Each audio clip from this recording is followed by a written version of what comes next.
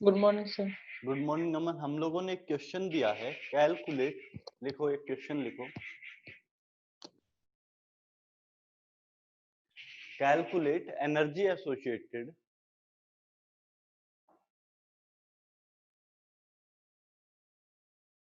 calculate the energy associated with the transition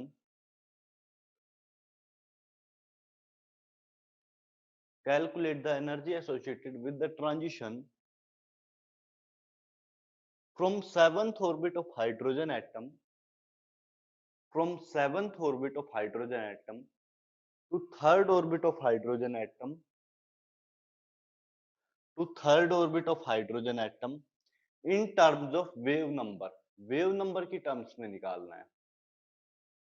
wave number क्या होता है मन?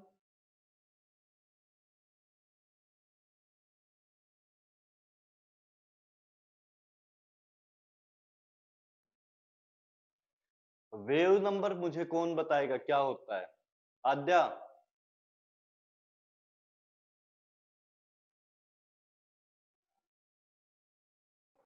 सर नहीं पता सही से।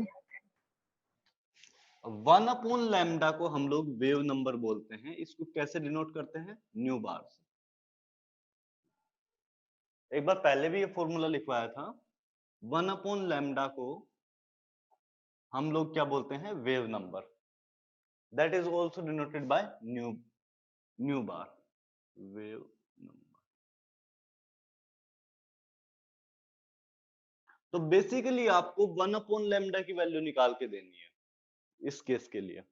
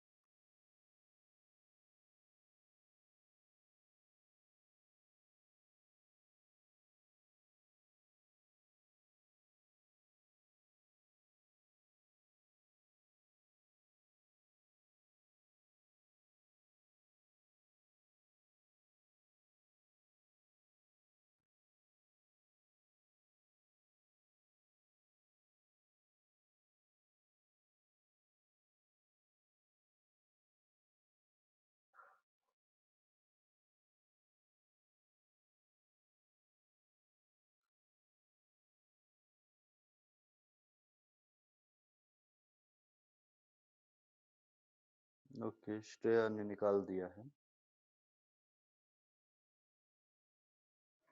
कैसे करेंगे चलिए देखते हैं।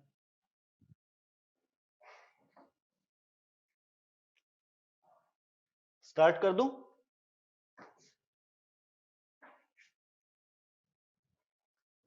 सबसे पहले हम लोग देखेंगे कि सेवंथ ऑर्बिट का एनर्जी कितना होगा। सो 13.6 into Z square that is 1 का स्क्वायर डिवाइड बाय 7 का स्क्वायर दैट इज 49 माइनस यहां पर कितना है, क्योंकि इसके आगे माइनस आएगा, energy should be negative. Minus of minus 13.6 और थर्ड ऑर्बिट के लिए पूछा गया है। इंटू थर्ड ऑर्बिट के लिए z का वैल्यू तो 1 ही है, लेकिन n का वैल्यू 3 हो जाएगा। सो 1/9। तो ये कितना हो जाएगा? -13.6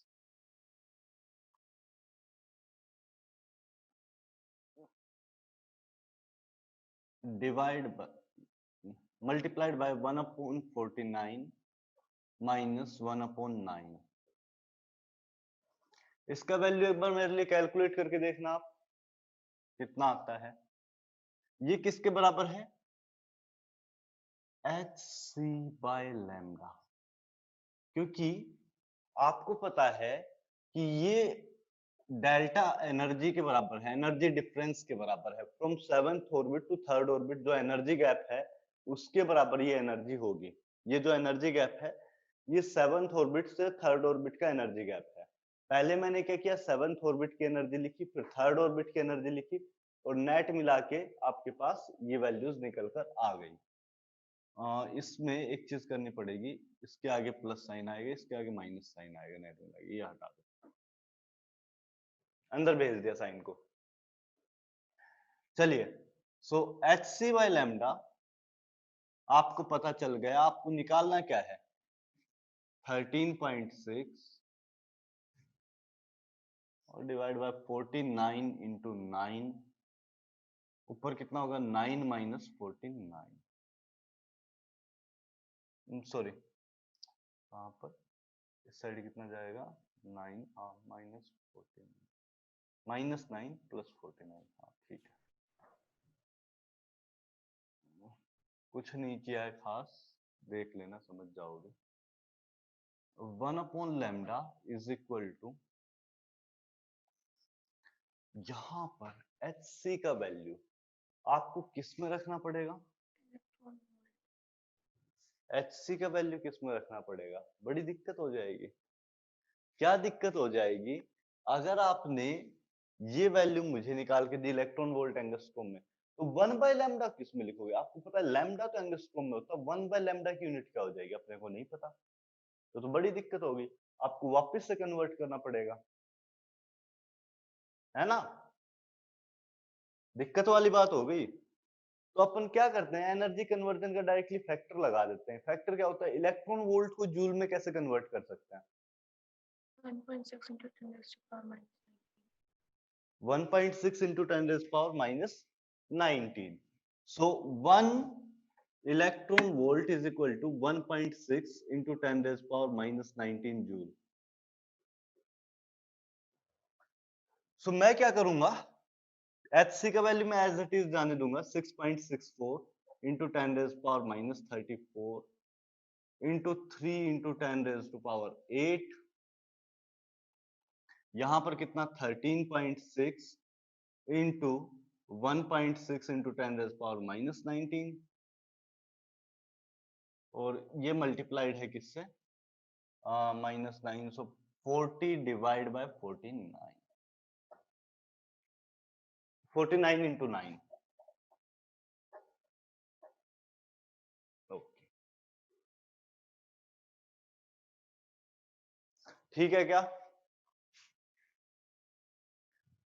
ये साइड से हटा देना चाहे अभी।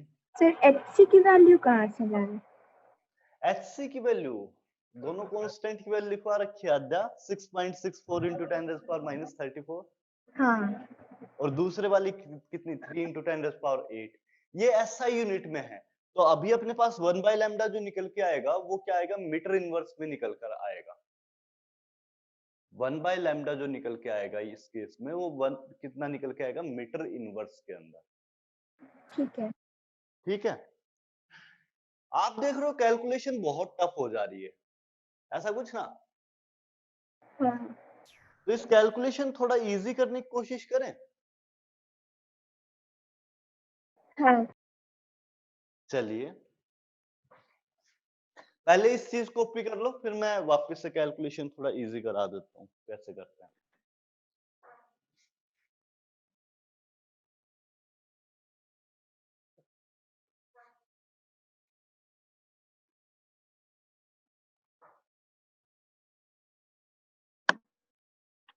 हाँ हाँ जी श्रेया सर, बोलो। एक डाउट है, अभी आपने यहाँ पे कन्वर्जन फैक्टर जो था आपने एनर्जी के साथ मल्टीप्लाई कर दिया, हम उसी कन्वर्जन फैक्टर को एफसी के साथ मल्टीप्लाई कर सकते हैं। एच सी सिर्फ के साथ नहीं कर सकते, क्योंकि एच सी अगर आपने फिजिक्स में पढ़ा हो तो आपके पास एनर्जी का कन्वर्जन फैक्टर मतलब एनर्जी को ही कन्वर्ट करेगा। सामने अगर आप ये जो कन्वर्जन फैक्टर लगा रहे हो ये सिर्फ एनर्जी के लिए वैलिड था, अगर आप सिर्फ एच सी लेते हो तो उस केस में वो एनर्जी नहीं बनता है, जब तक लैम्डा नीचे नहीं लगा तो आप डायरेक्टली एनर्जी नहीं बोलेंगे उसे।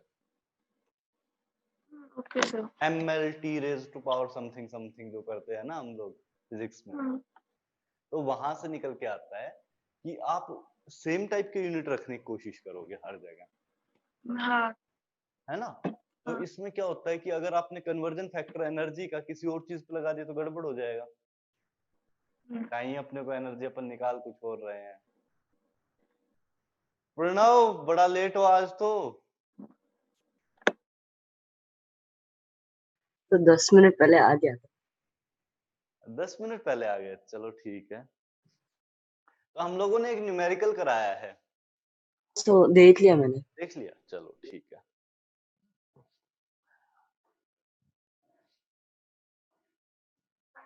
आद्या कॉपी हो गया? हाँ सर। ठीक है, मेरे लिए एक काम करके दो, इस पूरी टर्म की वैल्यू मुझे निकाल के दो, कितना निकल के आएगा? सर ऐसा न्यूमेरिकल मेरे से नहीं बनता है, वो टेस्ट में भी हम ऐसा वाला सारा छोड़ दिए थे। गलत बात है ना, बनाना सर सिखाएंगे। हाँ जी सर आयुष 10 बोलो। 10 को ऊपर और 8 को ऊपर लेके जाएंगे, मतलब 10 10 raise to power minus 34 10 10 raise to power 8 और फिर 10 को ऊपर और 8 को ऊपर क्या कर रहे हो? ये -34 को ऊपर लेके जाएंगे, 10 रेज़ टू पावर 8 को ऊपर लेके, तो नेट मिला के कितना बचेगा आपके पास? 10 रेज़ टू पावर -26 बचना चाहिए, इसको ऊपर ले जाओ। मैं अगर इसको करने जाऊं, इस पार्ट को कन्वर्ट, तो 13.6 into 1.6 into 10 raise to power कितना हो जाएगा? -19 इंटू 10 रेज़ टू पावर +26। ठीक है क्या?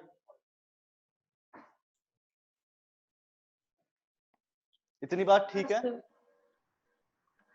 डिवाइड बाय 6.64 इंटू 3, इतना पार्ट बचेगा। इसको एक बार मल्टीप्लाई करके डिवाइड करके इंटू टर्म 40 भी तो होगा। इंटू 40 ये तो अलग टर्म है, इसको ये तो ट्रांजिशन के लिए दे रहा है। मैं सिर्फ कांस्टेंट वाले पार्ट को हटाने की कोशिश कर रहा हूँ, इसको पूरे को एक कांस्टेंट बना दूं। हाँ। श्रेया, अगर मैं इसको पूरे को एक कांस्टेंट बना दूंगा तो उससे अपना फायदा हो जाएगा। फायदा क्या होगा कि आपको हर बार ये पूरा कन्वर्जन वगैरह कुछ करने की जरूरत नहीं पड़ेगी, डायरेक्टली 1/λ के लिए एक फॉर्मूला निकल कर आ जाएगा। तो ये कन्वर्जन फैक्टर आपको देखना है, तो ये आप कैलकुलेट करके दिखाओ मुझे कितना आता है। 1.092 into 10 raised to power 7. 109,677 1092 into 10 raised power Raised 7. 7700 और आएगा क्या? क्या आएगा? कुछ ऐसा। Red box constant. इसके आसपास जाना चाहिए शायद। 67700 चेक कर लेना। सर हाँ जी, आपने इसके बाद कैलकुलेशन चेक कर लेता हूँ, जस्ट एक देना, क्योंकि मैं मुझे रटा रटाया याद है, एग्जैक्टली वहां से कैलकुलेट होगा। 13.6 into 1.6 divide by 6.64 and then further divided by 3, so 1092 into 10 power कितना हो गया? 7। so 1 1 2 3 4 5 6 7, हाँ ठीक है, सही है। अब इसमें एक ग्लिच है कि मैंने यहाँ पर ये दोनों वैल्यूज एग्जैक्ट नहीं रखी हैं।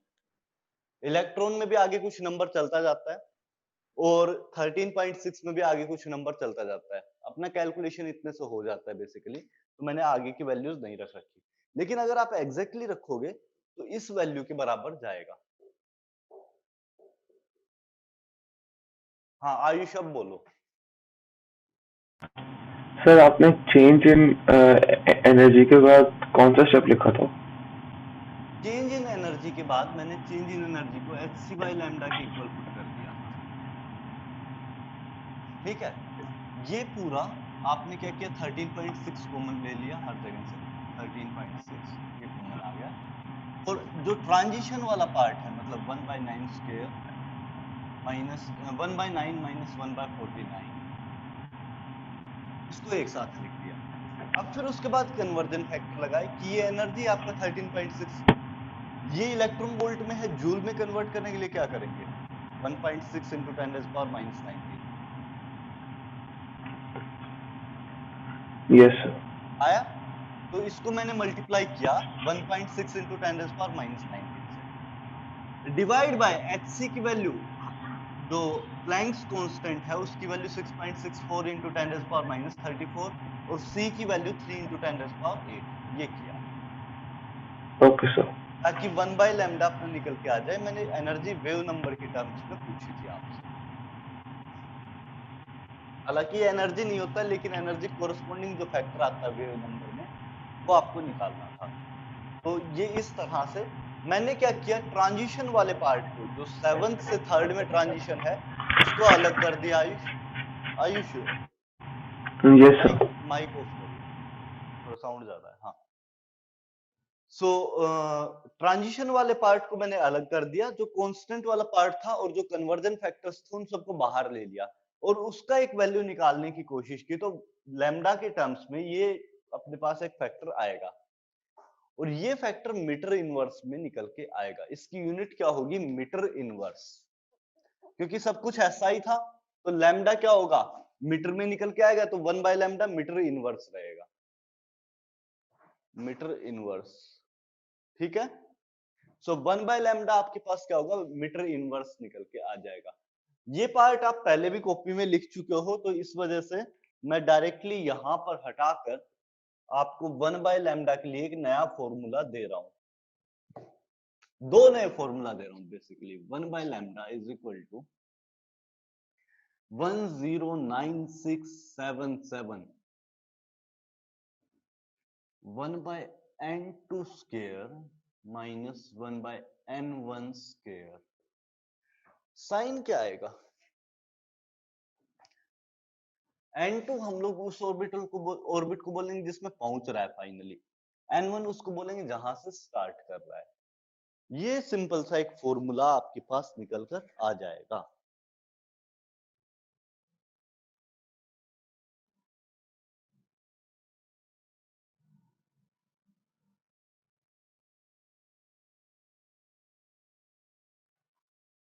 ये एक सिंपल सा फॉर्मूला निकल कर आ जाएगा, लेकिन इसमें भी मैं एक थोड़ा सा आपको बताऊंगा अलग से। पहले ये चीज लिख लो,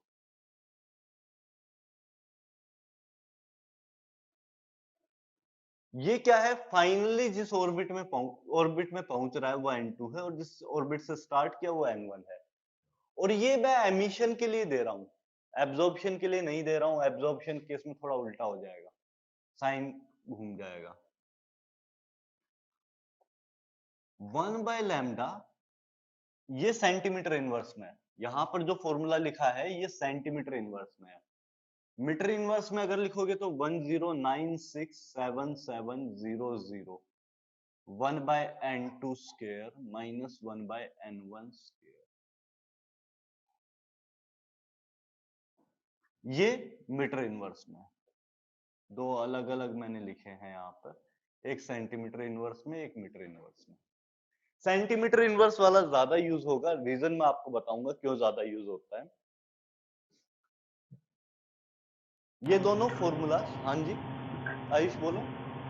सर इसकी वैल्यू मेरी कुछ और ही आ रही है। आपकी क्या आई, मेरा आ रहा है 1.092369 इंटू 10⁻⁷। 10⁻⁷। तो अगर आप 10⁻⁷ को लिख दोगे कहां तक चला जाएगा, 1 2 3 4 5 6 7 डिजिट तक चला गया। सर आपका जो 677 है सर वो नहीं आ रहा, मतलब आपका आ रहा है 109677। वो मैंने तुम लोगों को बताया था कि मैंने यहाँ पर एग्जैक्ट वैल्यूज नहीं रखी आयुष। यहाँ पे 1.6 रख रखा है, उसके आगे भी कुछ डिजिट्स होते हैं। यस सर, हाँ हाँ ठीक है सर। तो वो भी मैंने मिस कर दी, 13.6 में भी आगे डिजिट्स मैंने मिस कर दी। तो अगर आप एग्जैक्ट रखोगे तो इसकी तरफ चला जाएगा। ठीक है, ओके सर। तो ये दोनों फॉर्मूलाज में किसी को कोई डाउट है? इसके बाद एक स्टोरी शुरू होगा छोटा सा। ये दोनों फॉर्मूला में किसी को कोई डाउट है क्या? सर बस ये 40/49 इंटू 9 क्या लिखा है आपने? ये तो ट्रांजिशन के लिए दिया था पहले, जैसे इसमें 7 to 3rd लिखा हुआ था ना मैंने, तो अच्छा जो n1 n2 की वैल्यूज रख रखी थी बेसिकली पहले शुरुआत में कैलकुलेशन। यस मैंने शुरुआत में अपने वे से किया था बोर मॉडल से, फिर उसके थ्रू जो आपके पास जो कांस्टेंट वाला फैक्टर है उसको कन्वर्ट करके एक और नया कांस्टेंट बना दिया। इसको नाम हम लोग देंगे रेडबर्ग कांस्टेंट, RH से डिनोट करते हैं। रेडबर्ग कांस्टेंट, RH से इस कांस्टेंट को हम लोग डिनोट करते हैं। और यहीं से मैंने एक नया फॉर्मूला डिजाइन कर दिया, वो ये वाला है। आया आयुष? Yes sir. हाँ, अब हुआ क्या था एक्चुअली, ये फॉर्मूला अपने को पहले से नोन था। ये फॉर्मूला बोर मॉडल की डिस्कवरी से पहले से नोन था। ये क्यों नोन था? क्योंकि जो स्पेक्ट्रल लाइंस थी, स्पेक्ट्रल लाइंस मतलब स्पेक्ट्रा में जो लाइंस आपको दिखाई दे रही डिस्क्रीट स्पेक्ट्रा में हाइड्रोजन के, वो आप बहुत पहले से नोटिस कर रहे थे बोर मॉडल से। और स्पेक्ट्रल लाइंस जब नोटिस कर रहे थे तो उनकी वेवलेंथ इस फॉर्मूला से कोरिलेट हो रही थी। ये फॉर्मूला इंडिपेंडेंटली दिया गया था रेडबर्ग साइंटिस्ट के थ्रू। रेडबर्ग एक साइंटिस्ट था, उसने इंडिपेंडेंटली, बोर मॉडल से थोड़ा इंडिपेंडेंट आई थी चीजें, तो ये पहले से चीजें नोन थी। और आपने बोर मॉडल से भी एग्जैक्ट वैल्यू निकाली, मतलब बोर मॉडल एक टाइप से राइट प्रूव हो गया इसके थ्रू कि स्पेक्ट्रल लाइंस को ये एग्जैक्टली जस्टिफाई कर रहा है। बोर मॉडल यहां से एक राइट प्रूव हो गया था, क्योंकि ये जो अपने पास स्पेक्ट्रल लाइन से इनको एग्जैक्टली जस्टिफाई कर पा रहा था कि यहाँ पे ये लाइन आनी चाहिए, इस वेवलेंथ की लाइन आएंगी। आई इतनी बात समझ? Yes sir. तो इस वजह से बोर मॉडल को हम लोग अब तक पढ़ते हैं, इतना इंपॉर्टेंट इस वजह से बन जाता है क्योंकि बोर मॉडल स्पेक्ट्रल लाइंस को जस्टिफाई कर देता है कि स्पेक्ट्रल लाइंस यहाँ लाई करेंगी, एग्जैक्टली बता देता है। तो उसकी कैलकुलेशन बहुत परफेक्ट थी, मैथमेटिक्स बहुत अच्छा था। मैंने आपको एक वो दिया था, डॉक्यूमेंट्री दी, देखा था एटॉमिक स्ट्रक्चर रिलेटेड? सर आपने ग्रुप में भेजा था? हाँ, ग्रुप में। सर नहीं सर, मैंने तो नहीं देखा। किसी ने देखा था? आधा देखा था, उसके बाद फिर ज्यादा लंबा लगा के छोड़ दिया। समझ नहीं आया? चलो कोई बात। वो तो कहानी टाइप था, सुनने के लिए था वो, जस्ट मतलब समझो, सुनो, जितना समझ आ रहा है वो कोई बात नहीं, फर्क नहीं पड़ता उससे। लेकिन चीजें वहां से आपको कुछ कुछ सही लगता, मजा आता। डाल्टन वाला एक्सपेरिमेंट देखा था? हाँ सर, वो देखा। रियल एक्सपेरिमेंट कैसे होता है, कितना छोटा सेटअप था। हाँ। तो वो सब कुछ तो आपने देखा होगा शायद, खैर कोई बात नहीं। ये फॉर्मूला को यूज करके मुझे निकाल के दीजिए, calculate wave number, calculate wave number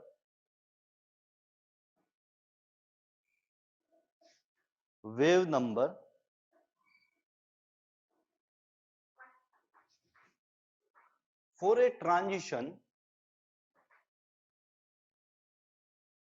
calculate wave number for a transition from n is equal to 6, from 6th orbit to first orbit। 6th orbit से फर्स्ट ऑर्बिट के ट्रांजिशन में आपके पास वेव नंबर की वैल्यू क्या आएगी, आपको बताना है।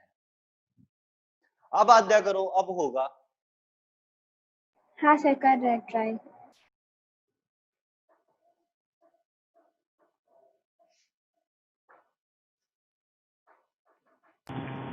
सर सी क्या डिनोट करता है? Speed of light. अच्छा। Speed of light 3 × 10⁸।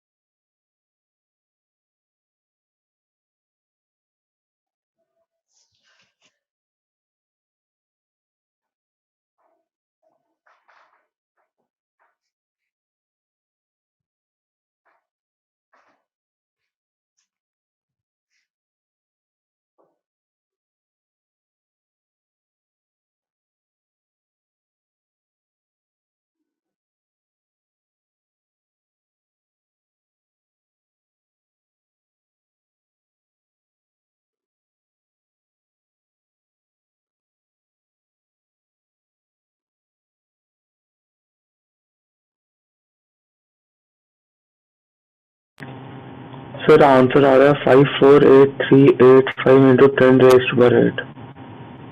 5 4 बोलिए आगे। 8385 into 10⁻8। गलत रहा है, ऐसा कैसे? तो मेरा मैंने आपको भेजा आंसर।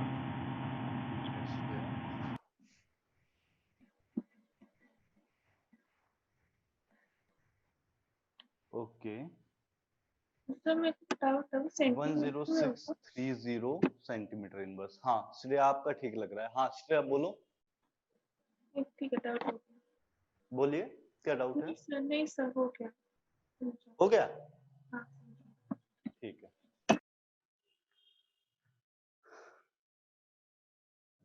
देखिए 109677 ये तो एग्जैक्टली है, इसमें कोई इश्यू नहीं है, इनटू n2 का स्क्वायर। कौन सा ऑर्बिटल अपने पास बड़ा ऑर्बिटल है फाइनली जिसमें पहुंच रहा है? तो 1/1 का स्क्वायर माइनस 1/6 का स्क्वायर कितना आ जाएगा? 109,677 is equal to 36 minus 1. So 109,677 into 35 divided by 36. ठीक है क्या?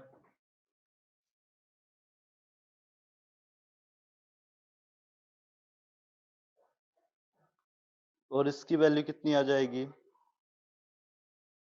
109,677 into 35 divided by 36. श्रेया आपका सही है, ठीक है।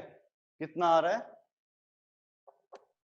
106,630 सेंटीमीटर इनवर्स। अब इसमें किसी कोई डाउट है क्या? सर आपने इनटू सी क्यों नहीं किया? देखो मैंने पूरा में एक नया कॉन्स्टेंट डिजाइन कर दिया था 109,677, फॉर्मूला ही चेंज कर दिया था मैंने। HC को सबको मल्टीप्लाई करके मैंने क्या किया, HC divide by lambda is equal to energy that is 13.6 into कुछ था 1/n2 square minus 1/n1 square. ये फॉर्मूला होता था। Yes sir. इसी पे बनाया है। तो इसको अगर यूज कर रहे हो आप, तो आपको क्या करना पड़ेगा? पहले एनर्जी को कन्वर्ट करो 13.6 इंटू 1.6 इंटू 10⁻⁻19। ये एनर्जी इलेक्ट्रॉन वोल्ट से जूल में कन्वर्ट हो गई। अब उसके बाद क्या करोगे? Divide by HC that is 6.64 into 10⁻⁻34 into 3 into 10⁻8। पूरा फैक्टर आपको मल्टीप्लाई करना पड़ता into 1/n2 square minus 1/n1 square. ये ऐसे निकल के आता आयुष, है ना? Yes sir. अगर ये ऐसे निकल के आ रहा है तो इसमें आपको ये जो पार्ट था, ये ऊपर वाला जितना पार्ट है, उसको मैंने यूज किया और उसको पूरे को मल्टीप्लाई करके एक नया कांस्टेंट बोल दिया 109,677 रेडबर्ग कांस्टेंट। तो इसमें सब कुछ सारे कन्वर्जन हो लिए आपके पहले ही। Yes sir. तो यहाँ ऑलरेडी हम लोगों ने ये जो नंबर लिखा है इसमें ऑलरेडी सब कुछ कन्वर्ट वगैरह करके लिखा हुआ। तो इधर से C इज अ यूनिट, ये सेंटीमीटर -1 है। हाँ, यहाँ से मीटर इनवर्स में निकालोगे तो मीटर इनवर्स का भी फॉर्मूला मैंने लिखा था, उसमें 2 जीरो और आ जाएंगे। सेंटीमीटर इनवर्स में फिर से एक बार कन्वर्ट कर दिया तो वो दोनों जीरो भी हटा दिए। ठीक है, ओके सर। तो दोनों मैंने लिखे हैं, मीटर इनवर्स में भी लिखा है, सेंटीमीटर इनवर्स में भी लिखा है। सेंटीमीटर इनवर्स वाले में दोनों जीरो हटा दिए, मीटर इनवर्स वाले में 2 जीरो आप लगा सकते हो। Yes sir. SI यूनिट रखी है हर कोई, क्योंकि ऊपर जूल है, नीचे आपके पास क्या है 6.64 × 10⁻34। ये भी SI में है, ये भी SI यूनिट में है, तो सब कुछ SI है। तो फाइनली जो आपके पास 1/λ निकल के आएगा वो भी SI यूनिट में निकल के आएगा, that is metre inverse. Done? Yes, sir. कुछ डाउट है तो बता दो। No, sir. नहीं, चलो बढ़िया। आद्या? हाँ सर, आप समझाएं तब समझ आ गया। वैसे हम ये वाले फॉर्मूला पे बना रहे थे जो आप राइट साइड लिखे हैं। हाँ, इस वाले से बनाना चाहो तो कैलकुलेशन टफ रहेगा थोड़ा। हाँ इस वाले से कैलकुलेशन इजी हो जाएगा क्योंकि ऑलरेडी कैलकुलेशन कर दिया ना हम लोगों ने। ऐसे आता है। तो इसको अभी हटा दूं मैं? सबको समझ आ गया तो? परम, हाँ। प्रणव? Yes, sir.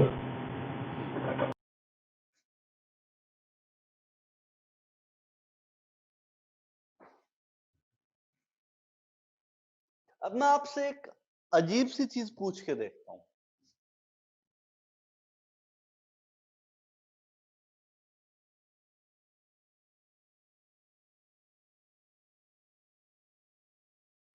अगर इलेक्ट्रॉन सेकंड ऑर्बिट से फर्स्ट ऑर्बिट में आता है तो कितने टाइप की वेवलेंथ एमिट कर सकता है? कितने टाइप की डिफरेंट फ्रीक्वेंसी या वेवलेंथ की आपके पास ट्रांजिशन हो सकता है? तो यहां से N2 से N1 में आने में सिर्फ एक ही पॉसिबिलिटी है कि डायरेक्टली N2 से N1 में आए, बीच में नहीं रुक सकता। एनर्जी फिक्स है, बीच में नहीं रुक सकता है। No, sir. ठीक है, तो बीच में नहीं रुक सकता है। लेकिन अगर N3 से N1 में आ रहा है, N3 से N1 में आपको लेके आना है, तो इसके कई पॉसिबल वेज हो सकते हैं। कई तो नहीं, दो तीन हो सकते, दो हो सकते हैं शायद। ये यहां से यहां आए, थर्ड से सेकंड में आए, टू तो लिख रखा है मैंने, और फिर सेकंड से फर्स्ट में जंप करे। ये एक पॉसिबल वे हो सकता है। दूसरा पॉसिबल वे क्या हो सकता है कि 3 से डायरेक्टली फर्स्ट में जंप कर जाए, ऐसे भी हो सकता है। तो इसके कोरस्पॉन्डिंग एक अलग वेवलेंथ आएगी, इन दोनों की कोरस्पॉन्डिंग एक अलग अलग वेवलेंथ आएगी, क्योंकि यहाँ पे एनर्जी गैप अलग है, यहाँ पे एनर्जी गैप अलग है, और इसका एनर्जी गैप अलग है। तो तीन अलग अलग वेवलेंथ अपने पास ऑब्टेन होंगी, तीन अलग अलग वेवलेंथ की वेव्स आपकी निकल कर आएंगी। आया? Sir, हाँ आयुष? sir, but wavelength की मान लो अगर ये n शेल अगर आपका 3 है, 3 से 2 में जाएंगे तो जितनी वेवलेंथ आएगी, और 2 से फिर 1 में जाएंगे, फिर जितनी वेवलेंथ आएगी अगर उसको हम ऐड कर देंगे। ऐड क्यों करेंगे? अब ये बात बहुत छोटी सी है, समझाता हूं एक बार। ऐड नहीं कर सकते क्योंकि देखो वेवलेंथ का मतलब क्या है, वहां पे एक स्पेसिफिक फ्रीक्वेंसी होगी, और उस स्पेसिफिक फ्रीक्वेंसी, जैसे c बाय लैम्डा अगर करता हूँ वेवलेंथ के लिए, तो उसके कोरस्पॉन्डिंग फ्रीक्वेंसी होगी। वेव्स तो आप ऐड कर सकते थे, लेकिन एक्चुअली सीन क्या है, यहां पर एक न्यू एसोसिएटेड रहेगा, दैट इज फ्रीक्वेंसी, और फ्रीक्वेंसी के कोरस्पॉन्डिंग पैकेट्स ऑफ एनर्जी होंगे एनर्जी के पैकेट्स होंगे। मतलब यहां से कुछ एनर्जी के पैकेट निकल रहे होंगे, यहां से कुछ एनर्जी के पैकेट निकल रहे होंगे। क्या एनर्जी पैकेट्स को डायरेक्टली ऐड कर सकता हूं? नहीं सर। नहीं कर पाएंगे ना, दिक्कत हो जाएगी। आप एक चीज ऐसे, मैं आपको सिंपल से वे में समझाता हूँ। अगर आप ऐसा करते हो कि ऐसे तो नहीं, कुछ और सोचना पड़े, मेरे माइंड में कुछ हो रहा था, मैं बताता हूँ। बट ये है कि सिंपली यहां से एक अलग रेडिएशन निकल के आ रही है, यहां से एक अलग रेडिएशन निकल के आएगी, और दोनों के लिए जो न्यू की वैल्यू होगी वो डिफरेंट होगी। फ्रीक्वेंसी को हम लोग ऐसे चेंज नहीं करते हैं, डायरेक्टली एडिशन नहीं होता है। डायरेक्टली ऐड करने में बल्क तो, मतलब आपके पास क्या होता है कि डायरेक्टली कभी भी किसी चीज को ऐड करते हैं, यस ऐसे समझा सकता हूँ। मैं हूं, मेरा भाई है, मेरा भाई मेरे से बहुत इंटेलिजेंट है। अब क्या होता है, एक काम कर रहे हैं हम दोनों, कुछ भी एक टारगेट उठा लिया हम लोगों ने, एक एग्जाम क्लियर करने की कोशिश कर रहे हैं, दोनों खूब मेहनत कर रहे हैं, दोनों एक दूसरे को पढ़ा भी रहे हैं, लेकिन एग्जाम करने का, जो एग्जाम को अटेम्प्ट करने का तरीका, वो उसका मेरे से बहुत बेहतरीन है, और वो मुझे सिखा भी नहीं सकता। अब जब एग्जाम दे के आया तो वो क्लियर हो गया, मैं फेल हो गया। अब ऐसे थोड़ी बोलेंगे कि दोनों का ऐड हो गया एप्टीट्यूड, या दोनों का माइंड ऐड हो गया, या और भी कुछ सोचूं, रुको और भी कुछ सोचने दो।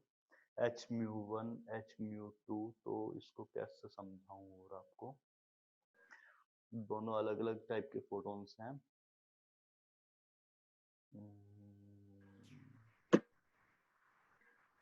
ऐसे एक सिंपल सा वर्ड बोलता हूँ, ये इसकी इनहेरेंट प्रॉपर्टी, मतलब फोटोन के जो अंदर एक प्रॉपर्टी होती है कि फ्रीक्वेंसी क्या होगी। फ्रीक्वेंसी एज सच हम लोग क्या करेंगे, डायरेक्टली ऐड नहीं करते हैं। ऐड कैसे नहीं करते हैं, आप क्या करोगे, इंटेंसिटी तो बढ़ा सकते हो लेकिन फ्रीक्वेंसी बढ़ाना मुश्किल काम होता है, ऐसे डायरेक्टली ऐड करना फिजिबल नहीं हो पाता। तो सर ये हम इसका मीन निकाल सकते हैं, मतलब ये हम करेंगे। बिल्कुल निकाल सकते हो। पहले क्या करोगे, एनर्जी आपको पता है, yes sir. Energy is equal to H. Yes sir.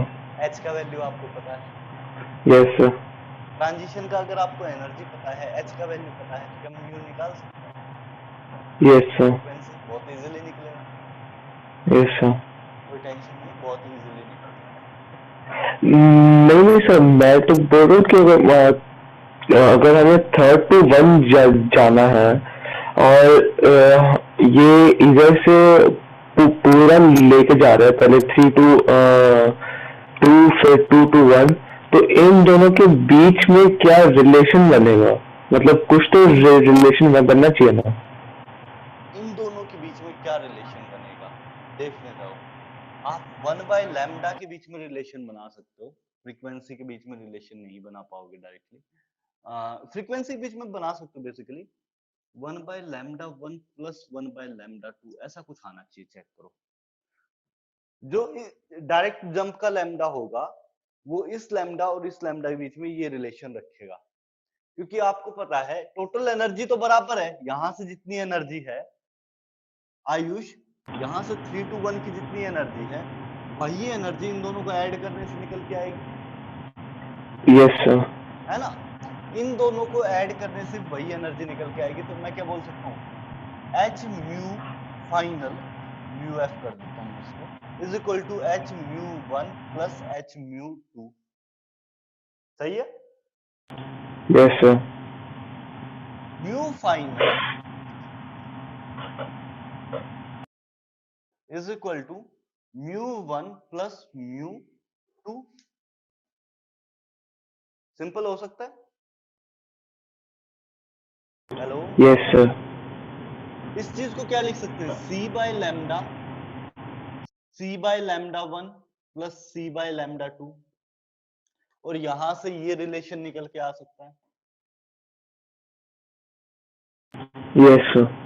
But इसका ये मतलब नहीं है कि हम लोग फोटॉन्स को ऐड कर देंगे, एनर्जी बराबर होती है लेकिन फोटॉन्स को डायरेक्टली ऐड नहीं करेंगे। Okay sir. ठीक है। सर। हाँ जी, अमन बोलो। सर आपने बताया अभी सर H1 लैम्डा और H2 लैम्डा को सर ऐड करके इतना होता है सर, आपने बताया ना अभी सर। हाँ हाँ हाँ सर तो इसके लिए सर आप इधर से क्या कहते हैं, थर्ड ऑर्बिट से डायरेक्ट फर्स्ट ऑर्बिट में गया है एक वेवलेंथ, हाँ, तो उसका भी नहीं, इतना ही होगा। इलेक्ट्रॉन जंप किया। हाँ, उसका भी इतना ही होगा सर। तो सर एक, जैसे कि सेकेंड ऑर्बिट से फर्स्ट ऑर्बिट में एक ही इलेक्ट्रॉन क्यों जंप करता है? एक ही हाइड्रोजन पास एक ही इलेक्ट्रॉन होता है। मैं सिंगल इलेक्ट्रॉन सिस्टम की ही बात कर रहा हूँ पूरे बोहर मॉडल में। अमन, मैंने सिंगल इलेक्ट्रॉन सिस्टम को ही लिया है, एक ही इलेक्ट्रॉन मैं देता हूँ पूरे सिस्टम में। वर्ड सिंगल मतलब वन इलेक्ट्रॉन सिस्टम, तो वन इलेक्ट्रॉन सिस्टम है ये। अगर आप मल्टी इलेक्ट्रॉन सिस्टम ले लोगे अमन, तो उस केस में क्या होता है, इलेक्ट्रॉन इलेक्ट्रॉन के बीच में भी रिपल्शन लगने लगेगा, और उसकी वजह से ये जो ट्रांजिशन है इन सब में दिक्कत आ जाती है। आपका डिफरेंट निकलने लगता है, वैल्यू जो बोर मॉडल से कैलकुलेट करते हैं उससे बिल्कुल अलग अलग चीजें आने लगेंगी। ठीक है सर सर और यहाँ थर्ड ऑर्बिट और सेकेंड से फर्स्ट में सर 2 क्यों है सर इलेक्ट्रॉन जंप कर रहा है? इधर आप जो H1 म्यू लिखे हैं, H1 lambda sir.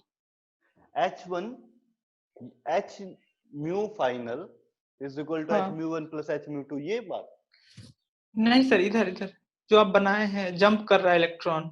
Okay. Electron देखो यहां से यहां तक जाना है, मतलब एक टाइप से समझ सकते हो तुम सीढ़ियां उतर रहे हो, घर में सीढ़ियां होंगी तो आपको 2 सीढ़ियां पार करनी है, मतलब पहली से तीसरी सीढ़ी पे जाना है। मान लो फर्स्ट से थर्ड सीढ़ी पे जाना है, तो आप कैसे जा सकते हो? सेकंड सीढ़ी पे पैर रखो, थर्ड पैर रखो, ऐसे हो सकता है।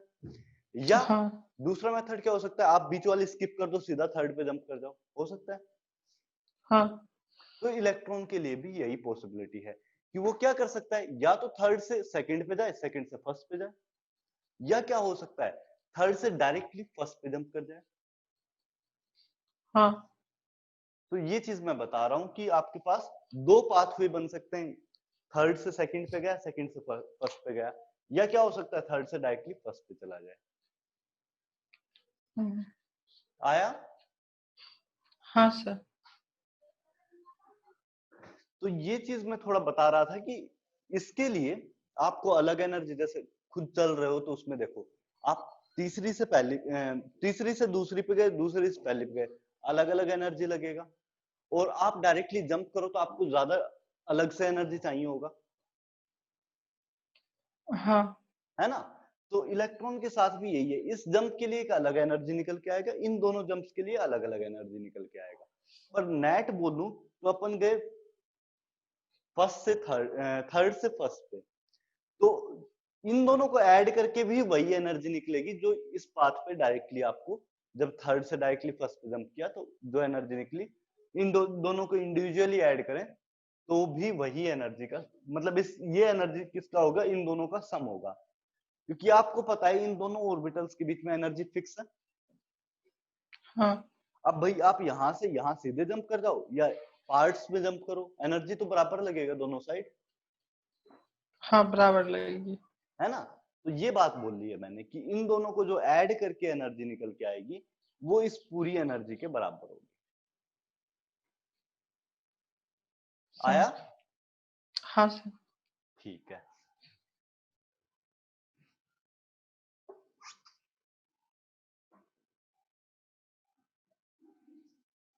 अब मुझे एक बात बताओ, यहां तक तो था इजी,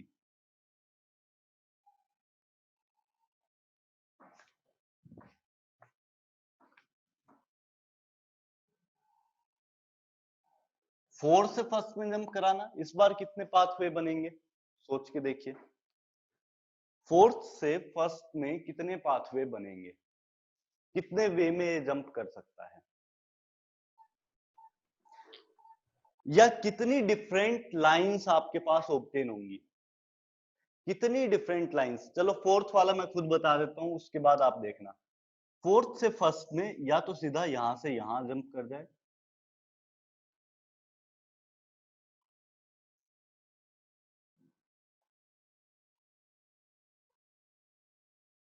ये मैंने हटा दिया आपके लिए, या क्या हो यहां से सेकंड तक आए, सेकंड से फर्स्ट पे आए, ऐसे भी हो सकता है।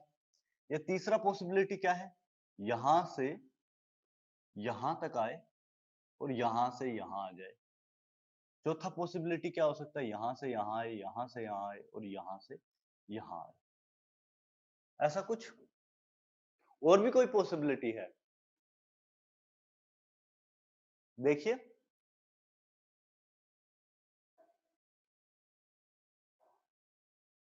मेरे ख्याल से तो हो गया, और भी कुछ बन सकता है तो बता दो। यही सब हो सकता है भाई, यहां से सीधा फर्स्ट पे जंप कर जाए, फोर्थ से फर्स्ट पे, या क्या हो फोर्थ से ये आया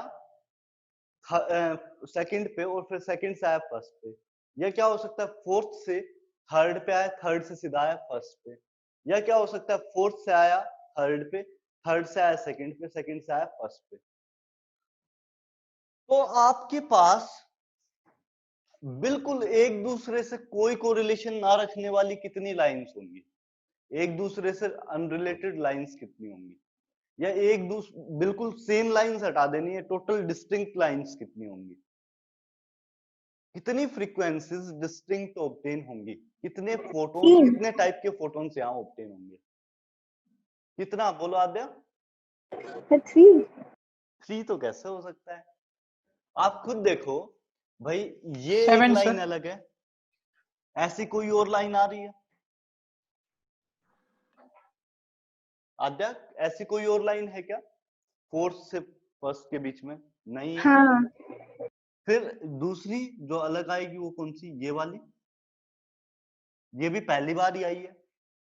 फिर आप देखने जाओ ये वाली, लेकिन ये वाली और ये वाली सेम है, तो दोनों में से एक ही काउंट करेंगे, एक को मैं हटा देता हूं, कांटा मार दिया मैंने। ये वाली और ये वाली सेम है, तो दोनों में से एक ही काउंट करेंगे, इसको हटा दिया। अब बची कितनी मेरे पास? 1 2 3 4 5 और 6। ये वाली भी सेम लग रही है मुझे। और भी कोई है? 1 2 3 4 5, मेरे पास बची 5 लाइंस। एक लाइन मैंने गलत मार्क कर दी है, ये काटना चाहिए था, क्योंकि मैंने इसके कोरस्पॉन्डिंग ये वाली काट दी। ये कटती जो 2 से 1 वाला है, ये 2 से 1 का ट्रांजिशन है, ये 3 से 2 का था, तो ये सेम रहेगी, ये ठीक है लाइन। सो 1 2 3 4 5 और 6 लाइंस आपके पास नेट निकल कर आई, जो बिल्कुल सेपरेट है, जो कोरिलेटेड नहीं है। इनको और भी वे में दिखाया जा सकता था। कैसे करते? आप यहां पे सिंपल लाइंस ड्रॉ कर लो, n इज इक्वल टू 4 3 2 और 1। यहां से यहां आया, यहां से यहां, यहां से यहां, यहां से यहां, यहां से यहां, यहां से यहां, यहां से यहां और यहां से यहां, ऐसा कुछ। तो इसमें डिस्टिंक्ट लाइन 1 2 3 4, ये रिपीट में है, इसको हटा देते हैं। ये सेम है, इन दोनों में से एक रिपीट है, ये वाली रिपीट हटा। अब आपके पास कितनी लाइन बची? 1 2 3 4 5 6। देखो, दो वे से दिखा दिया, वो वाला वे थोड़ा इजी पड़ता है देखने में। आद्या अभी समझ आया? आ गया समझ। आ गया? हाँ आपको बताना है 5 से 1 के बीच में कितनी लाइंस निकलेंगी, 5 to 1 के ट्रांजिशन में कितनी लाइंस आपकी निकल कर आएंगी।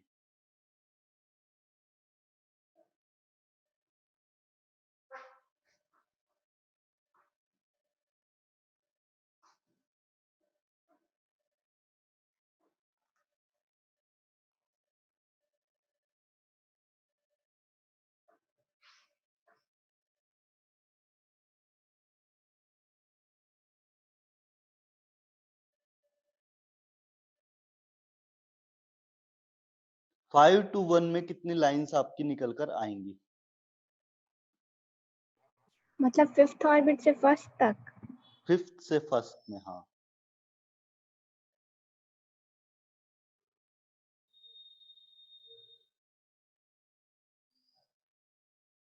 8 8 लाइंस निकल के आएंगी। हो सकता है, मे बी पॉसिबल हो।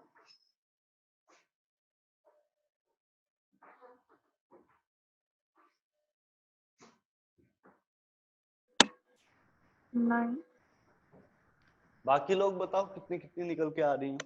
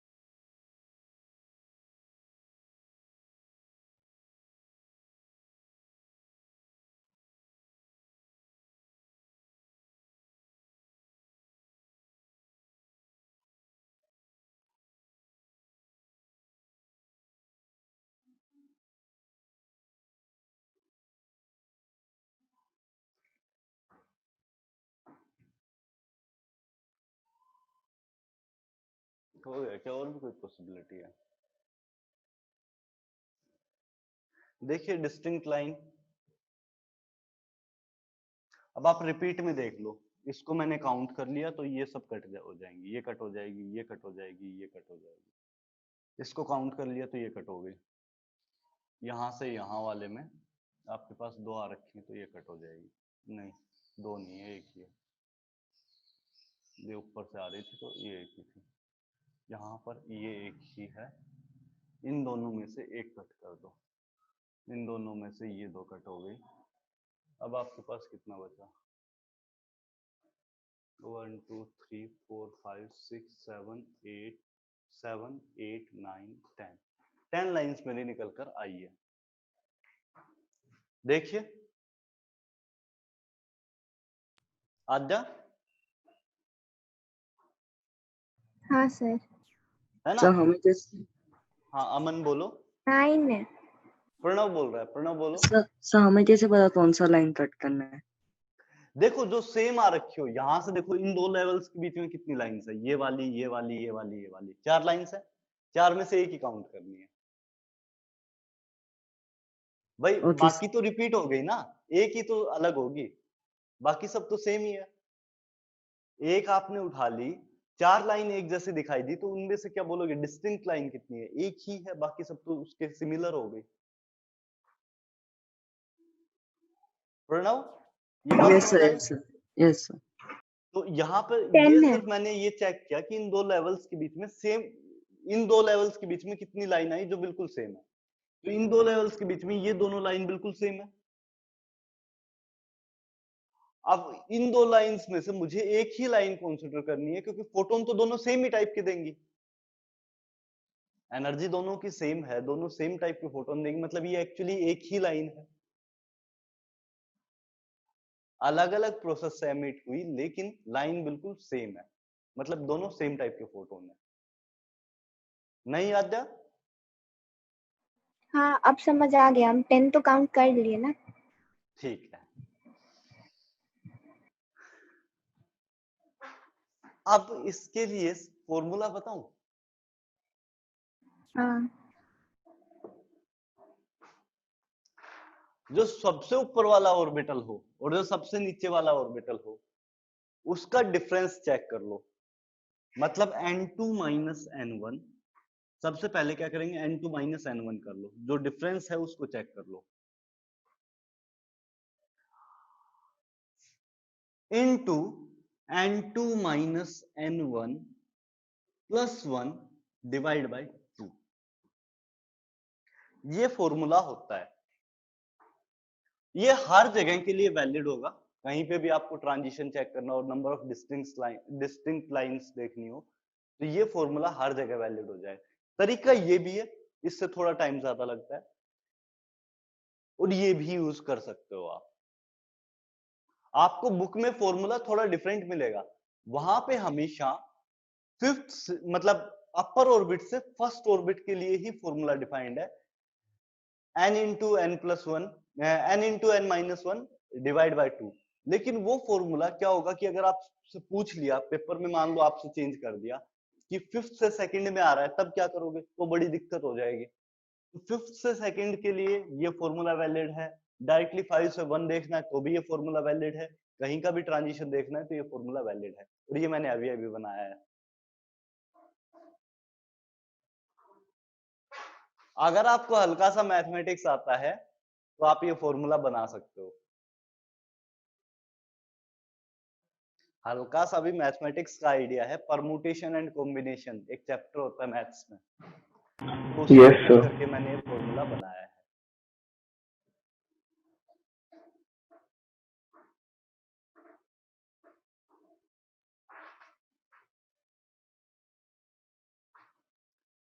बड़ी चीज कोई नहीं है, बस आपको देखना है कि किस लेवल से किस लेवल में जंप कर रहा है, उसको क्या बोल दिया n2 माइनस n1, और उसको मल्टीप्लाई कर दिया उसी के एक ऐड करके और divide by 2। Number of lines के लिए, नंबर ऑफ डिस्टिंक्ट लाइंस के लिए ये सिंपल सा फॉर्मूला होता है।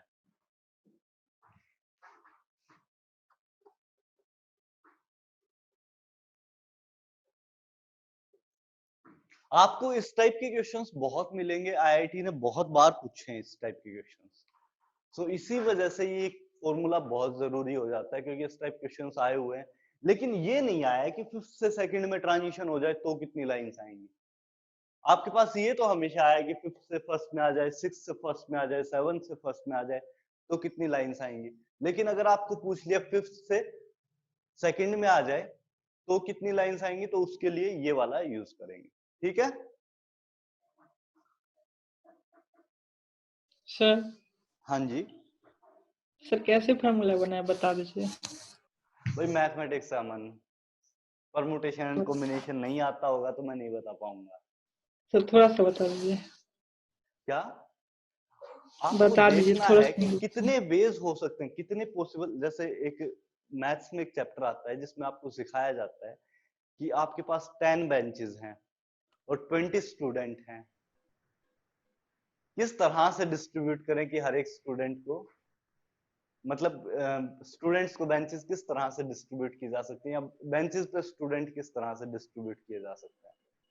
एक पूरा चैप्टर है, मैथ्स में आएगा। ठीक है अमन, हाँ सर। अगर फॉर्मूला नहीं समझ आ रहा है तो मेरे वे से चले जाओ, एक एक काउंट कर लो। ऐसे भी कर सकते हो, कोई दिक्कत नहीं है। हेलो हाँ सर। Yes sir. मतलब पूरा मैथमेटिक्स में तो कैसे फंसूंगा, तुम मुझे ही फंसा दोगे क्योंकि मेरा खुद का वीक है, लेकिन निकल के वहीं से आता है।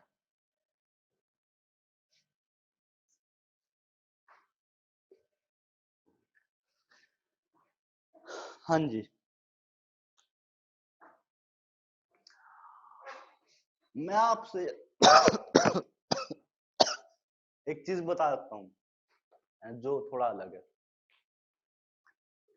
किसी भी एटम में फर्स्ट ऑर्बिट में इलेक्ट्रॉन, हाइड्रोजन एटम में फर्स्ट ऑर्बिट में इलेक्ट्रॉन है, ये हाइड्रोजन एटम है, फर्स्ट ऑर्बिट में इलेक्ट्रॉन घूम रहा है।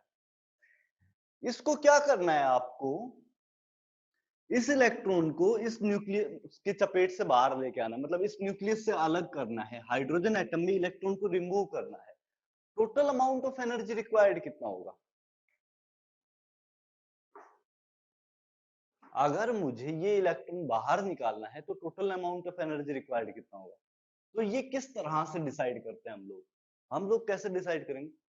दो सेपरेट चार्जेस हैं आपके पास, अपोजिट चार्जेस, उन दोनों को अगर इनफाइनाइट डिस्टेंस पे रखें, सेपरेट करना मतलब दोनों को इनफाइनाइट डिस्टेंस पे लेके जाना। हेलो, सेपरेट करने का यही मतलब हुआ ना कि दोनों को इनफाइनाइट डिस्टेंस पे ले जाऊं मैं, है ना। n का वैल्यू क्या हो जाएगा? इनफाइनाइट आ जाएगा। तो फॉर्मूला में, एनर्जी वाले फॉर्मूला में आप n का वैल्यू इनफाइनाइट रख के देखो कितना एनर्जी आता है। एनर्जी वाले फॉर्मूला में n का वैल्यू इनफाइनाइट रख के देखिए कितना एनर्जी आएगा, बताइए। शायद 0 आ जाएगा। एनर्जी किसके बराबर होती है? 13 - 13.6 into z² by n square, और n का वैल्यू अगर मैंने इनफाइनाइट रख दिया तो 1 बाय इनफाइनाइट का स्क्वायर कितना हो गया? 0 हो गया।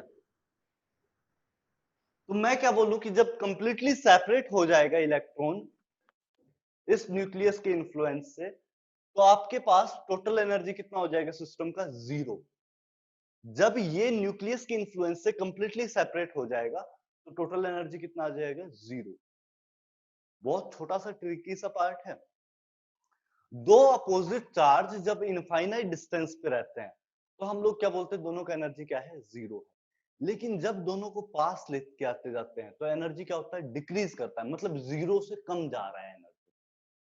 सिस्टम स्टेबल हो रहा है। अगर आपके पास एनर्जी कम होता जा रहा है, 0 से नीचे जाता जा रहा है और एनर्जी कम होता जा रहा है, मतलब सिस्टम स्टेबल हो रहा है। कहीं पे भी अगर सिस्टम का एनर्जी कम हो रहा हो ना, तो सिस्टम मतलब होता है कि सिस्टम स्टेबिलिटी की तरफ जा रहा है। सर मतलब पास लाएंगे तो वो कम होगा? कम होगा। आद्या, यहाँ पे माइनस फैक्टर लगा रहता है एनर्जी के आगे, हाँ है ना? तो उसका मतलब क्या हुआ? एनर्जी फर्स्ट ऑर्बिट में कितनी है? -13.6। परफेक्ट। हाँ जो कि एक माइनस वैल्यू, 0 से कम है या 0 से ज्यादा है? कम है। कम हुआ ना एनर्जी, पास हाँ लेके आए तो इनफाइनाइट डिस्टेंस से फर्स्ट ऑर्बिट तक लेके आए, एनर्जी कम होना चाहिए, हाँ कम हो जाएगा। है ना? आपके पास दो अपोजिट चार्जेस को जब भी आप पास पास लेके आते हो ना, तो एनर्जी कम होता है, क्योंकि दोनों के बीच में अट्रैक्शन जनरेट हुआ है। जब भी अट्रैक्शन जनरेट हुआ मतलब स्टेबिलिटी आई, स्टेबिलिटी आई तो मतलब एनर्जी कम हो गया। मैं ये मार्कर यहां से छोड़ता हूं, नीचे गिरता है, क्यों गिरता है? मैंने मार्कर ऊपर से छोड़ा, नीचे गिरा, क्यों गिरा? ग्रेविटी। ग्रेविटी नहीं है रीजन, और बोलिए।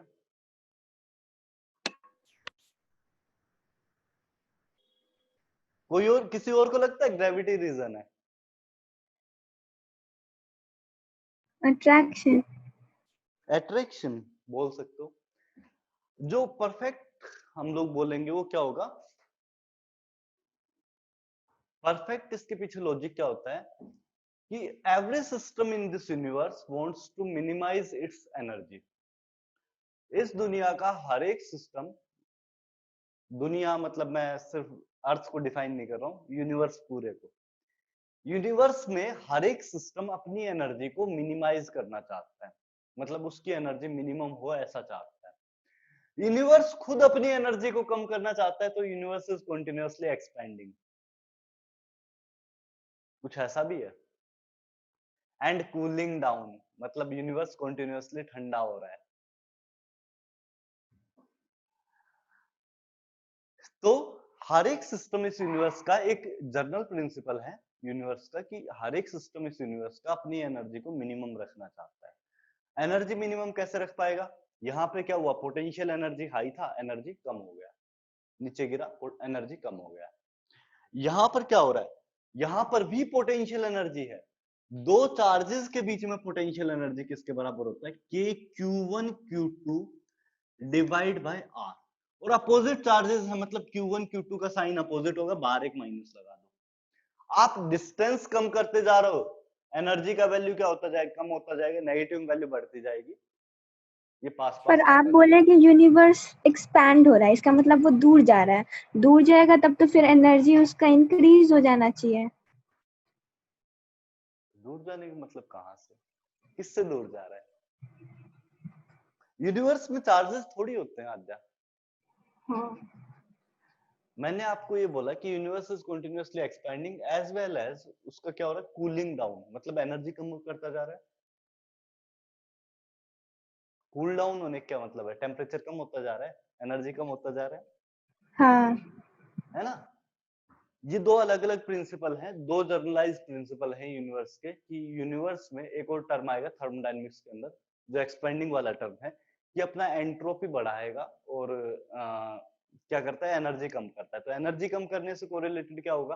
कि कूल डाउन हो रहा है, और एक्सपेंड करने से क्या मतलब है? कि एंट्रोपी बढ़ रहा है। तो दोनों जर्नलाइज प्रिंसिपल आएंगे थोड़े आगे और, लेकिन ये Q1 Q2 बाय आर होगा। इससे देख लो सिंपल, दो अपोजिट चार्जेस हैं, आर डिस्टेंस इनफाइनाइट रखें, मतलब दोनों के बीच में इनफाइनाइट डिस्टेंस है, एनर्जी कितना चला जाएगा? 0। जबकि आर डिस्टेंस को आप कम करते आओ, तो आपके पास जैसे जैसे आर को कम करेंगे ये नेगेटिव में वैल्यू बढ़ती जाएगी, मतलब वैल्यू कम हो रही है। नेगेटिव में बढ़ने का क्या मतलब होता है? कि वैल्यू कम हो रही है। 0 से -13.6 पे आया, एनर्जी कम हो गई है। तो यहां पर आपके पास अगर 0 से इनफाइनाइट पे लेके जाना है तो कितनी एनर्जी सप्लाई करनी पड़ेगी? 0 और इनफाइनाइट का गैप मतलब 13.6। अगर आप इलेक्ट्रॉन वोल्ट एनर्जी इसको सप्लाई कर दो तो ये इलेक्ट्रॉन रिमूव हो जाएगा। अगर आप 13.6 इलेक्ट्रॉन वोल्ट हाइड्रोजन में फर्स्ट ऑर्बिट, हाइड्रोजन के फर्स्ट ऑर्बिट में घूमते हुए इलेक्ट्रॉन को सप्लाई कर दोगे तो ये इलेक्ट्रॉन रिमूव हो जाएगा। इतनी बात आई? तो जीरो कैसे आया तो फिर वहां पे? 0 कैसे आया?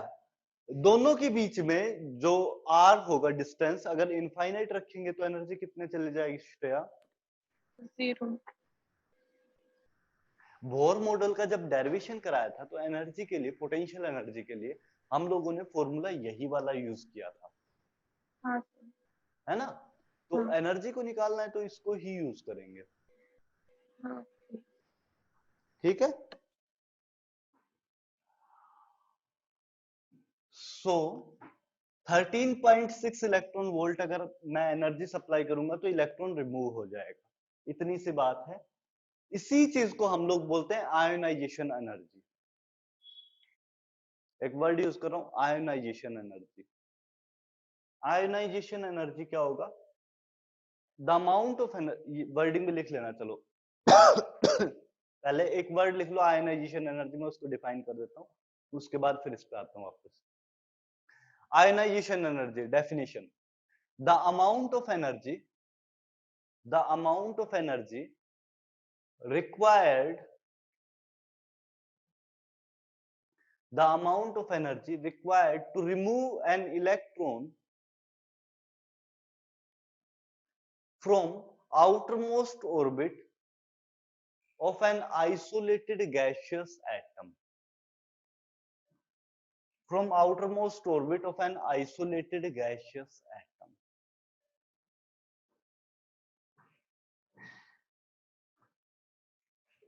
ये आयोनाइजेशन एनर्जी की डेफिनेशन होती है। Sir single outermost electron orbit of an isolated gaseous atom, isolated मतलब किसी के टच में नहीं है, आइसोलेटेड गैसियस एटम। ओके हो गया? तो बेसिकली आयनाइजेशन एनर्जी क्या है? इलेक्ट्रॉन को बाहर निकालना है कंप्लीटली सिस्टम से, तो आप जो अमाउंट ऑफ एनर्जी दोगे वही आयनाइजेशन एनर्जी है।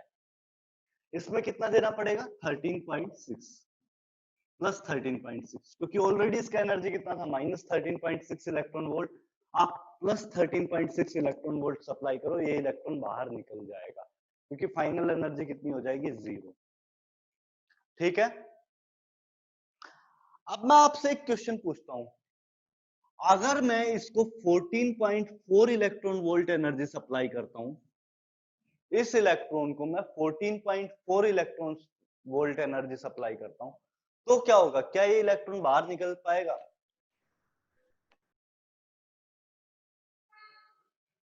अगर मैं 13.6 से ज्यादा मतलब 14.4 सप्लाई कर देता हूं, तो क्या ये इलेक्ट्रॉन बाहर निकल पाएगा? आद्या, नहीं। क्यों नहीं? क्यों नहीं आद्या? क्योंकि सर वो ज्यादा है ना वैल्यू उसका। तो ज्यादा होने से क्या होता है भाई? लिमिटिंग वैल्यू कितना था? आपको 0 तक चाहिए था, उसके ऊपर कुछ होगा इसलिए तो तो क्या बोले कि होगा? ज्यादा वैल्यू है उसका। हाँ, अगर उससे ज्यादा हो तो क्या होना चाहिए भाई? इलेक्ट्रॉन आपका बाहर निकल गया, उसके बाद जो रिमेनिंग अमाउंट, क्योंकि इसने इतना एनर्जी लिया, 13.6 तो यूटिलाइज हो गया किसमें? बाहर निकलने में। उसके बाद जो एनर्जी बच गया वो अपनी काइनेटिक एनर्जी फॉर्म में रखेगा, भागने लगेगा, जोर जोर से दौड़ने लगेगा।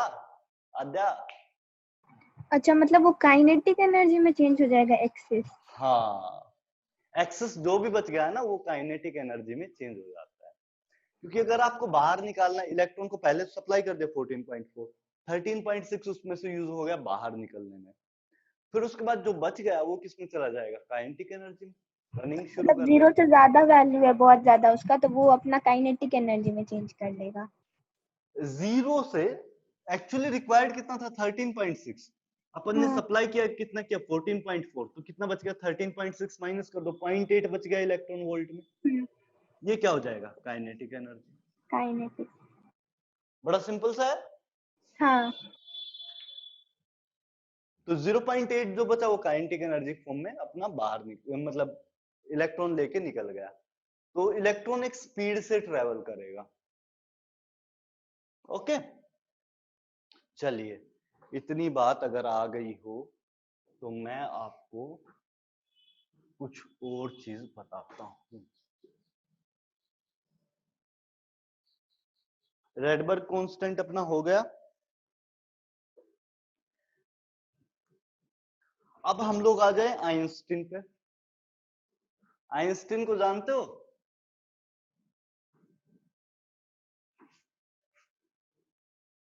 अल्बर्ट आइंस्टीन नाम का एक साइंटिस्ट था, बड़ा फेमस साइंटिस्ट था, कोई जानता हो तो बताओ।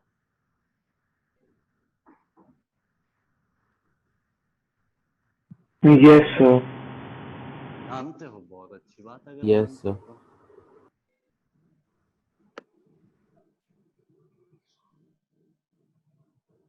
अगर जानते हो तो बहुत अच्छी बात है, नहीं जानते हो तो भी कोई बात नहीं है। इस साइड छोटा प्लेट लगा देते हैं, इस साइड बड़ा प्लेट लगा देते हैं, ठीक है। इस पे आएगा माइनस चार्ज, इस पे आएगा पॉजिटिव।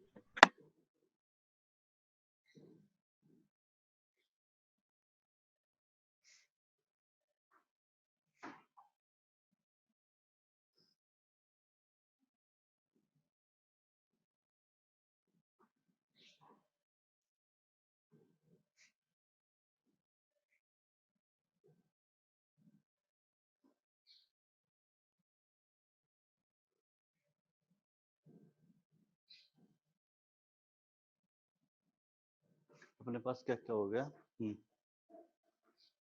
तो ये सब कुछ अपन कर दिया, नेगेटिव पॉजिटिव मतलब नहीं है उस चीज से, ठीक है। और मुझे क्या करना, मेटल, इसको लिख देता हूँ मेटल सरफेस।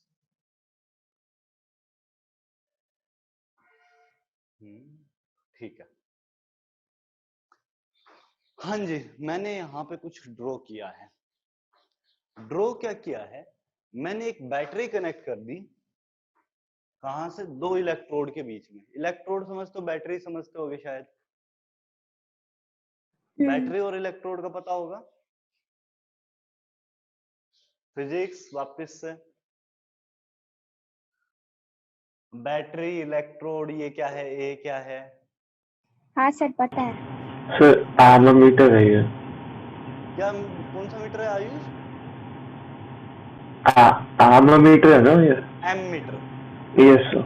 एम मीटर है, जी लगा देता तो क्या होता? गैल्वेनोमीटर। गैल्वेनोमीटर। दोनों में क्या डिफरेंस होता है? ये बस दिखाता है presence of current and direction, और एमीटर मेजर करते हैं। हाँ श्रेया, क्या बोला आपने? गैल्वेनोमीटर डायरेक्शन और प्रेजेंस दिखाता है ऑफ हाँ, करंट, एंड एमीटर जो होता है वो रीडिंग दिखाता है। अमाउंट दिखाता है करंट की। हाँ, तो एमीटर आपके पास अमाउंट दिखाता है, गैल्वेनोमीटर स्लाइट डिफ्लेक्शन, अगर डिफ्लेक्शन दे रहा है गैल्वेनोमीटर, इसका मतलब आपका करंट प्रेजेंट है।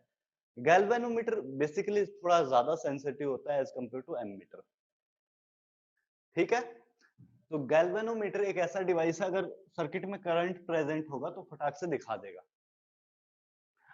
अब यहां पर क्या किया, एक मेटल सरफेस लिया, उस पर लाइट डाली मैंने, लाइट या बेसिकली एच म्यू डाला था, फ्रीक्वेंसी डाली, कोई भी इलेक्ट्रोमैग्नेटिक रेडिएशन डाली विद सर्टेन फ्रीक्वेंसी, और हुआ क्या, एकदम से गैल्वेनोमीटर ने डिफ्लेक्शन शो किया। अब आप लोग फिजिक्स में पढ़ते आए हो, जब तक सर्किट पूरा नहीं होता करंट फ्लो नहीं करेगा। जब तक आपका सर्किट पूरा नहीं होता है, करंट फ्लो करता है क्या? कभी नहीं। नहीं, यहां पर सर्किट पूरा हो नहीं रहा है, स्टिल करंट फ्लो किए जा रहा है। कुछ अजीब नहीं हो गया आद्या? हाँ सर्किट तो पूरा नहीं है। सर्किट तो पूरा नहीं है। ये आपके पास इस साइड मेटल सरफेस है, इस साइड भी मतलब ये इलेक्ट्रोड है, ये भी मेटल का बना हुआ है, ये भी मेटल का बना हुआ है, लेकिन बीच में सिर्फ एयर। सर्किट तो पूरा नहीं है, लेकिन स्टिल आपके पास क्या हो जा रहा है, करंट फ्लो कर रहा है। अब करंट क्या होता है, इसकी करंट की डेफिनेशन कौन देगा? फ्लो ऑफ चार्जेस या ions. Flow of charge, that is known as current. अब चार्ज क्या यहां से यहां तक फ्लो कर पा रहा है? हाँ सर कर लेगा। कैसे? बैटरी और उधर आप बताए कि वो है क्या? कैथोड है शायद। पर बीच में कोई तार तो है नहीं, कैसे फ्लो कर लेगा? अट्रैक्शन। अट्रैक्शन से? ऐसा हो सकता है क्या आद्या? फिर नहीं पता। फिर तो दो तार हम लोग अलग अलग रखते हैं, अपने आप आराम से करंट फ्लो करता है हवा हवा में, है ना? हाँ आप बता दी। देखिए होता क्या है आद्या, अभी अभी मैंने आपको कुछ कॉन्सेप्ट सिखाया कि आप अगर किसी एटम में, ये मेरे पास एटम है, इलेक्ट्रॉन है, इसको सफिशिएंट अमाउंट ऑफ रेडिएशन दे, h म्यू दे, तो ये इलेक्ट्रॉन जंप करेगा,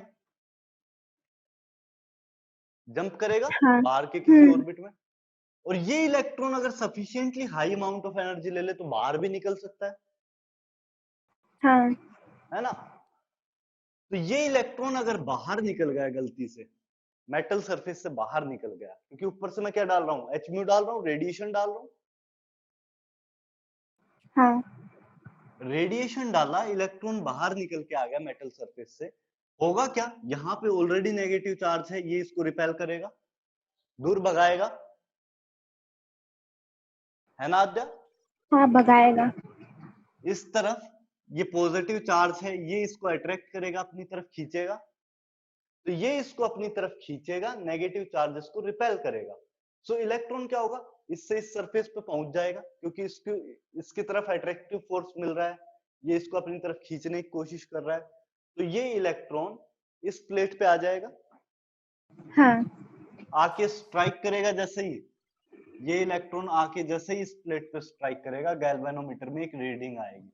गैल्वेनोमीटर मान लो ऐसे था, तो कुछ रीडिंग देगा इस तरफ या उस तरफ, एक रीडिंग फटाक से सप्लाई करेगा गैल्वेनोमीटर, क्योंकि एक्चुअली सर्किट पूरा हो गया, चार्ज फ्लो कर गया, इलेक्ट्रॉन यहां से यहां पहुंच गया, है ना आद्या? हाँ मतलब वो जो हम लोग का फॉर्मूला था एच म्यू करके, उस वजह से हो रहा है।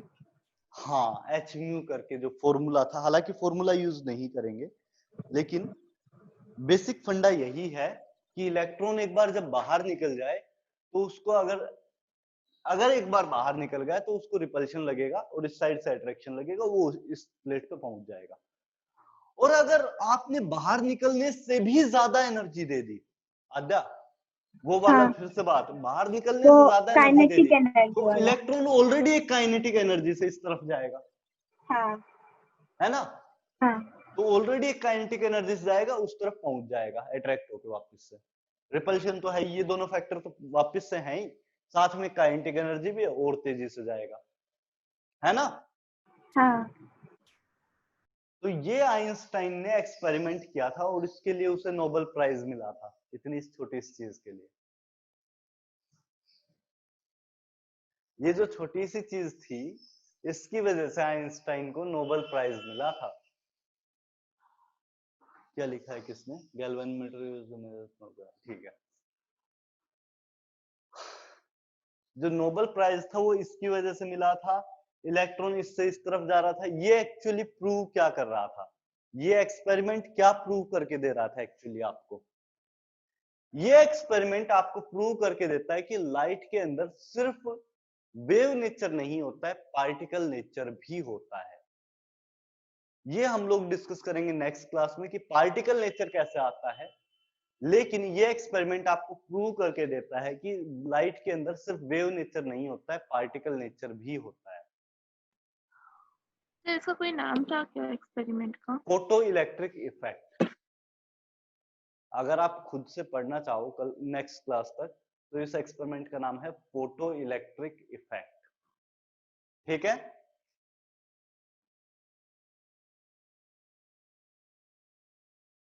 चलिए, तो ऐसा करते हैं, आज का क्लास यहाँ एंड करते हैं, क्योंकि आयुष को जाना है। तो आप लोग मेरे से जो डाउट्स हैं वो पूछ लीजिए। 35 क्वेश्चंस थे, और भी कुछ डाउट आए होंगे बाकी लोगों के पास, जिनके पास टाइम डाउट हो। है बट तार डिस्चार्ज है तो बता ही नहीं सकते। क्या कल कर का रहे हो पेपर श्रेया? डाउट्स तो है बट तार डिस्चार्ज है, और कल के भी पेपर का एक क्वेश्चन डाउट है।